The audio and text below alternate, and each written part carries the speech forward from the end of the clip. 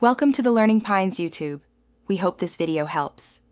You start by checking the subject and tense. This decides the verb form. First, ask, who or what performs the action? Is it singular or plural?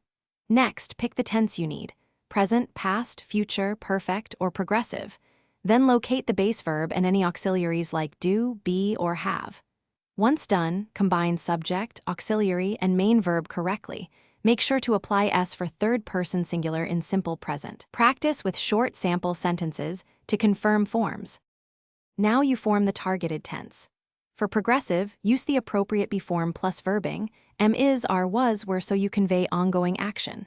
For perfect tenses, pair have with the past participle to show completed aspects. For simple present, add S for he, she, it. Do not add S for I, you, we, they. Once you assemble subject, auxiliary, and main verb, read aloud to check naturalness. If something sounds off, re-evaluate auxiliary choice and subject agreement. Finish by double-checking agreement and irregular forms.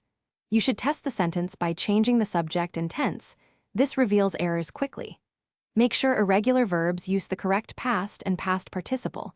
Memorize common ones like go slash, went slash gone, and eat slash ate slash eaten. If you need emphasis or negation, add auxiliaries properly.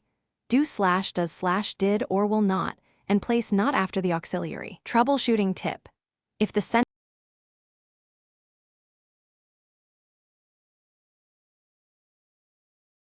Thanks for watching. Consider subscribing if we helped you.